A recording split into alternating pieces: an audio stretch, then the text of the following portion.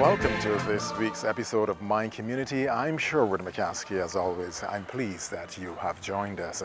Special thanks to my colleague Joshua Hinkson, who carried the program for me during the last 2 weeks. Now, today we continue to explore the traditions and stories that shape our lives and bring us together. We have journeyed to the parish of St. Philip to meet a gentleman who was born in this community on Christmas Day just a few years ago. He's a passionate educator. He will discuss the timeless essence of Christmas, from its rich historical roots to the symbols and customs we hold dear. Mr. Gollop takes us on a journey through the traditions that define the season, reminding us of their deep significance. What does it truly mean to celebrate Christmas? And how can we cherish its values in our modern lives? Hal Gollop begins by placing it all into perspective. He brings a fresh appreciation for this cherished time of the year. Well, there was always a feeling in the air. The background to it is expressed in that whole season of love, peace, and love and goodwill towards men, a spirit of giving, a spirit of sharing. And it goes right back to our British ancestry. We must not forget that a lot of our folk traditions were inherited from the British. And if you would reflect on some of the songs and things that people sang during the Christmas season. Christmas is coming, the geese are getting fat. We are not known for any geese in Barbados, but that is straight from the British tradition. Please put a penny in the old man's hat. And the spirit of sharing. And that song is very interesting because there was a certain politeness in the whole spirit of communicating this Christmas spirit and asking and persons to be kind and to be benefactors in some way to persons who were less well off or who were more deserving. There was a certain politeness. So that song, for example, says, if you haven't got a penny, a halfpenny will do. If you haven't got a halfpenny, well, God bless you. And we have sung that song as boys growing up. But there's something very interesting about that song. After telling you that if you haven't got a penny, a halfpenny will do. And if you haven't got a penny, may God bless you. It says, but a penny is better. A penny or two are better. Or 3 or 4. So it reminding you, look, you still should give something. But as I said, the whole spirit of giving, sharing, peace on earth and goodwill to all men, brotherhood, even though people regard Christmas as a pagan festival, that has never overridden the spiritual and the charitable aspect that go together with Christianity. So I have never really paid much attention to this strong influence of paganism in Christmas. The birth of the Christ child is synonymous with Christmas. That's where the word comes from. And that has given to us that whole Christmas feeling. Peace on earth, goodwill towards men, brotherhood, love, and so on. Charity. Sights, songs, and so on. Again, the tradition goes right back to a temperate climate where there's snow. So there was an effort to replicate that. So a place like Brereton, for example, we lived next to a place that we in the village called Bentley Marl Hole. And that Marl Hole was a place where people went and dug, chipped off at the marl rocks and things down there to get that marl dust to spread around their house to give the feeling of snow. It looks white, it's as white as anything when that marl is good quality. And you spread it around the place. In addition, if you're a little more adventurous and wanted to travel to a chapel where there was a quarry, you could actually collect the marl from the soft stone, the sand stone that was quarried in that place for building. And you had a greater ease with which to collect your marl dust to spread around the place to replicate that feeling of snow. That was sight. Well, smells, of course. Barbadians of a former generation were pork eaters. So the smell of pork was very, very, was an ever-present around the place. Ham, of course, is a offshoot of that. Of course, a good ham was a prohibitive thing to the average man. You may save all year to buy that ham. And those hams were, you would see them in the shops, hanged up sometimes. And the householders sometimes would purchase a ham and hang it up in the roof. That was synonymous with smells. You bake your pork, you did whatever you wanted to do with that pork. But pork was the main thing. Chicken has recently come into as a staple Barbadian product, has overtaken pork. I am told that Barbadians per capita are among the greatest consumers of chicken maybe in the world. But a significant thing was the smell of varnish and French polish. You scrape the furniture, and let me tell you something, that scraping was done with anything that had a sharp edge, including a piece of window glass.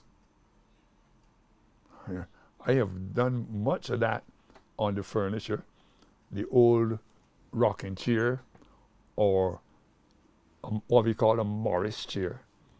And then you had other chairs in the kitchen, and you scraped off the varnish and brought it right down to wood again, and then you give it a coat of varnish. But some of it had to be done by polishing.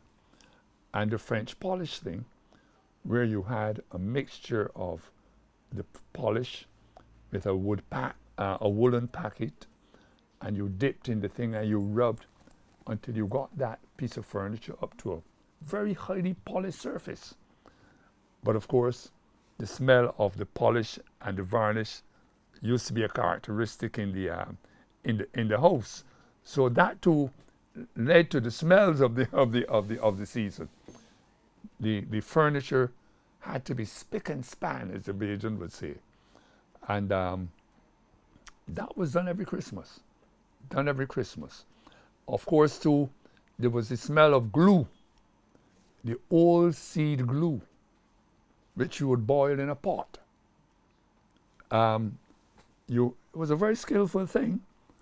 The glue was put in a pot with water, and then it was put in something else on a cold pot, and that glue had a very strong smell.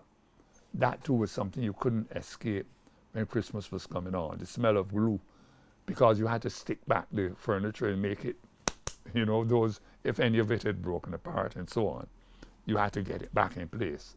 You had to have the house spick and span, all done within your limited resources and your limited means, and that was important. That was important. The thing about the scrubbers, I don't know, as I said, I've not been able to trace the origin of that word. But there was a tradition, we talked about making the place spick and span, of scrubbing your flooring. And that was done with a thing called whitehead bush and the liquid. And people scrubbed their floors. So I don't know if the scrubbers, that origin of the word scrubbers, had anything to do with that. Because every house you went in at Christmas, the floor was, clean from the scrubbing. So that too was done, a tradition, with the furniture and the floor scrubbing and so on. Our generation used to do some scrubbing at school too with the desks at the end of term, and we used the same whitehead bush. You scrub the thing. I don't see much of it growing around now, but it was a very useful thing for scrubbing furniture, wood. But that was part of it. What about the glass? The windows? Oh yes. Window, you clean your window glass, and newspaper was a very, very useful thing. The commercial things which you spray on now, I mean, people can buy those things, but you got your soap and water, whatever it was, and a newspaper. People became aware that newsprint was very, very useful for polishing anything with glass. Very, very useful. But another very important thing which I should have mentioned to you with sites, there's a shrubbery where the flowers turn white at Christmas. And the Barbadians give it the local name of Snow on the Mountain. Synonymous with that same spirit of Christmas and the feeling. And the poinsettia, a very tropical plant, the poinsettia. I believe it has its origin in Africa, but it's very, very popular in Barbados. Used to be very popular. And that gave a beautiful red color at Christmas. Red is a traditional Christmas color as well. And they all formed the spirit. They captured the spirit and the atmosphere and the feeling of Christmas. You know there was Christmas around. There's a feeling of Christmas, as the song said, silver bells and so on, you know that song. So that was the kind of spirit, kind of environment which you found yourself in around Christmas. I should mention something like an English apple. The first time you would come close to an English apple was around Christmas. And I remember, I can almost smell an English apple now from my boyhood days, because they were rich in a red color, almost purple. And when you bit an English apple, the juice just flowed of it. You could smell it. I don't know what these things are now that you buy, here you sell in the shops and call them English apples. And those were things that you look forward to once a year. English apples, good ham, or good slice of ham, I should say, and cake, great cake. My aunt's husband was a baker, and we as youngsters would see him putting up a cake months before Christmas. And that mixture, with all the fruit and wine too, if those cakes were strong, would be put in an earthen jar. So there was a fermentation going on. And great cake in those days could be quite strong, so put rum and wine and all those things to it, depending on what your favorite, your taste was. But that was a very important thing. And that cake was put in that jar, that mixture, to ferment until he was ready to bake that cake. Now another thing too was sorrel. Sorrel was the popular drink. All around the countryside you would see the sorrels being planted, and they would bloom around Christmas. And those beautiful red pods would be cut, and the petals taken from them and put out to dry. And you mix your sorrel drink again, depending on whether you preferred a little taste of alcohol or not. You would set up that sorrel drink in another earthenware jar and have it ready, the potent drink to add sugar and so on for Christmas.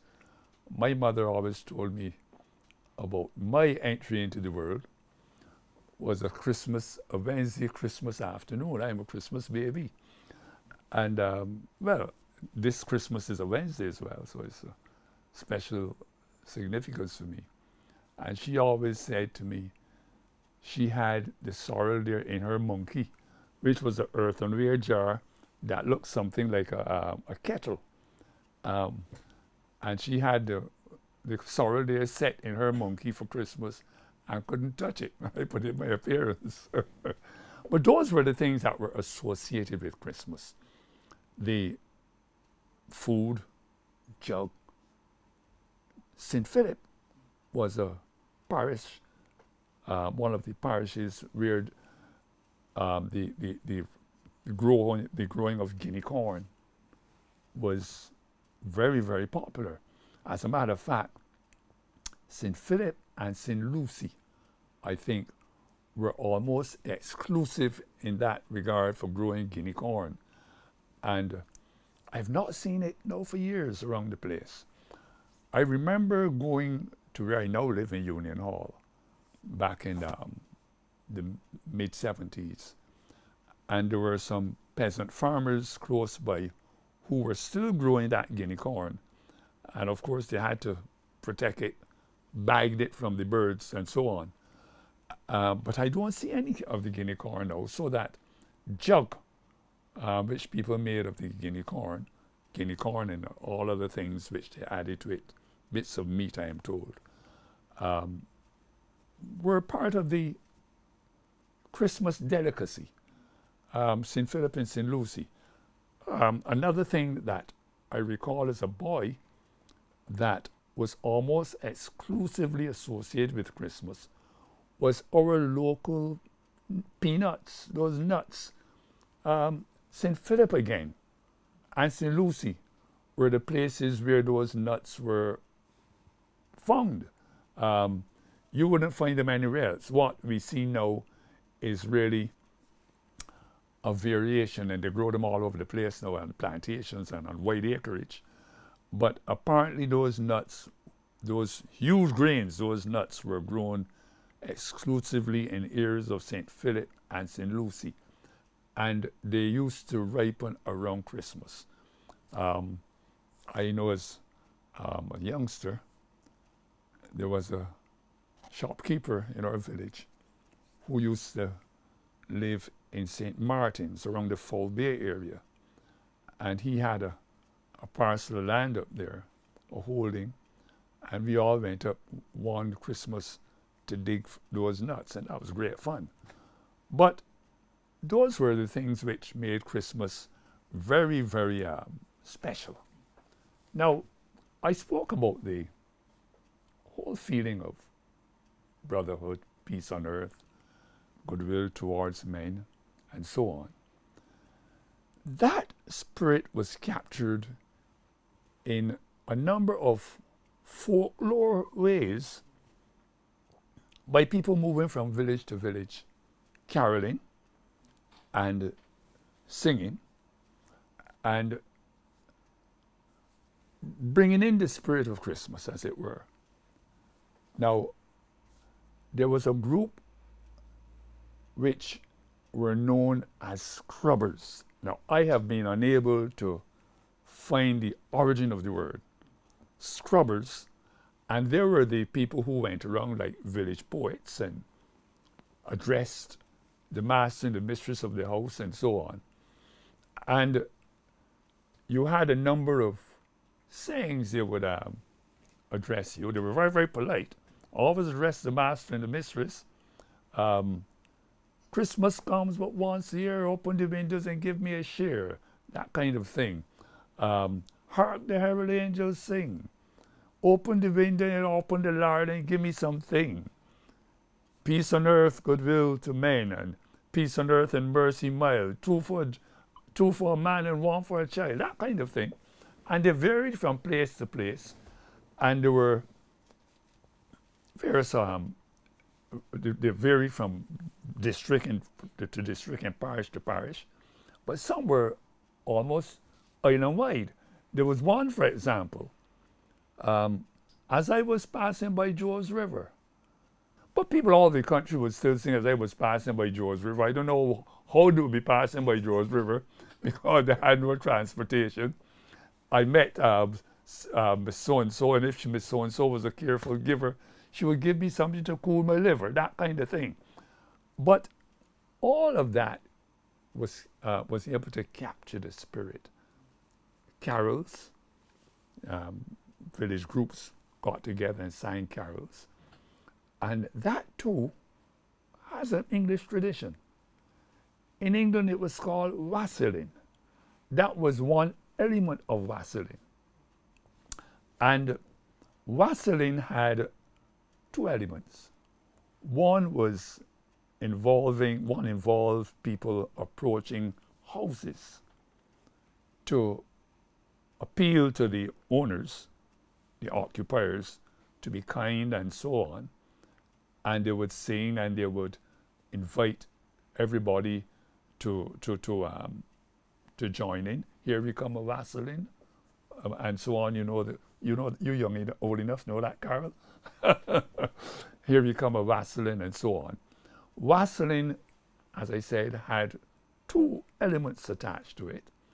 One was the actual approaching households and inviting all them, Christmas cheer and all that, the children and all that. Here we come a wassailing among the hills so green, and love and joy come to you and all your wassail too, and God wish you and bless you and Happy New Year and all of that. But the other element had to do with a prayer for the crops. So you hear about the wassail song, Among the Leaves So Green, that also had an element which had to do with an orchard. So you would pray during your wassailing for a good crop for the coming year. And that too, you would see, is not far removed from our groups of people moving around with their carols. And in some areas they had a drum, what we call a kettle drum. Now, kettle drum really is what somebody call a kettle, some people call it a kittle. But a kettle drum is a formal instrument of the orchestra. And if you see it like that, it is known as a timpani, but it's slightly different. But our drumming kettle is something different. And that drumming kettle was not popular in all the villages. If you heard a drumming kettle around Christmas, usually on Christmas bank holiday, there might be persons from a particular village who was making an island tour.